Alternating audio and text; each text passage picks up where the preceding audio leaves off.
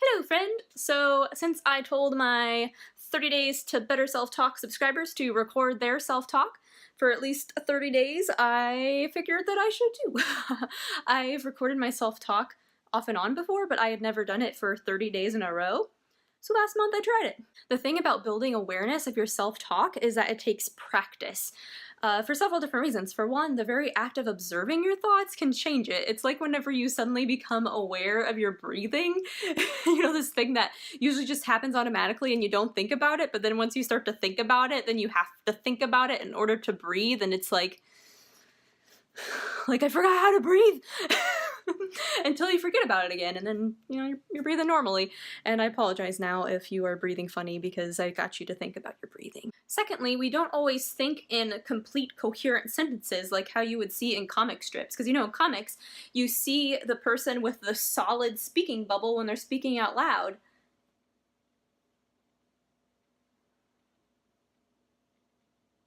But in reality, our thoughts are more like this.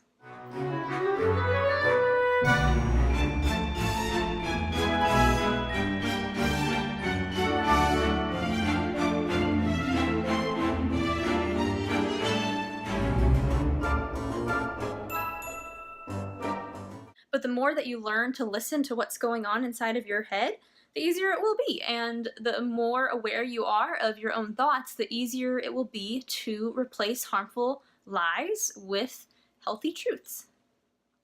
To record my self-talk last month, I got this little bitty journal and I printed off this habit tracker from Aesthetics by Alexx. Boo-boo-doo-boo. Now, I'm often an old-fashioned paper and pencil kind of gal, but the PDF version of this is really cool because it's a fillable PDF. You can type in the columns on the left, and if you click on the check boxes, it'll leave a check mark. She also has other great resources on her site, like her calendar, blog planner, fitness planner, meal planner, and travel planner. I've checked them all out and they're all so beautifully designed. I actually love them so much that I decided to join her affiliate program. So if you're interested in buying any of her planners or trackers, you can use my code TheRealAnna10 and you can get 10% off your order. Hooray! When I recorded my self-talk for 30 days, I wasn't perfect at it, but I think I did a pretty good job. I at least recorded something every day.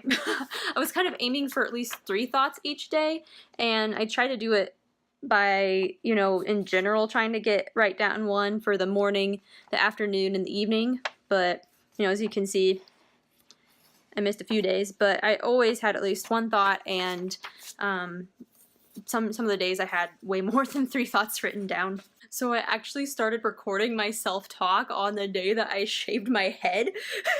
And so there were a few more anxious thoughts recorded that day. And it was funny to go back and see myself bounce back and forth between fear and excitement of like, what are you doing, Anna? This is crazy. You're gonna regret it. To like, oh, I can't wait to do this. This is gonna be so great.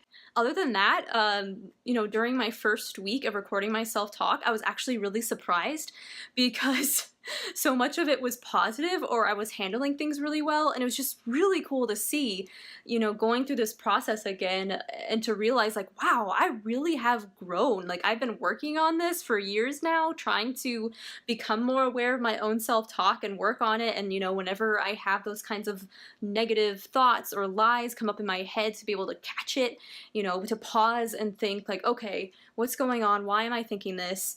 And, you know, kind of figure that out and then talk myself through it of like, okay, well, I know that this isn't true, and I'm pretty sure this isn't true either, and then replacing it with what is true, and I'd be able to like talk myself out of it and be positive again and go about my day. And I was just really proud of myself, and it was so exciting to see that growth in myself, and then to be able to share this with you guys and be like, hey, this really works.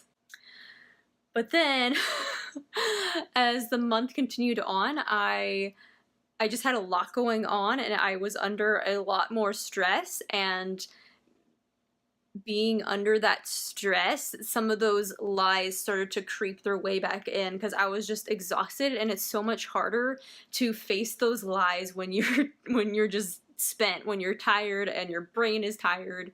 So I found myself kind of falling slightly back into some old bad negative ways of thinking But I'm actually now kind of happy that that happened because, you know, I got to see that, like, wow, you know, on just like an average day of normal kinds of ups and downs, like, yeah, like I've gotten pretty good at this. You know, still not perfect, but still, like, from where I used to be, like, I've grown so much. But then to kind of take it up a notch, you know, to like when you're under that kind of pressure, when you're under that kind of stress, to really see what you're made of, to really see if you've got this down.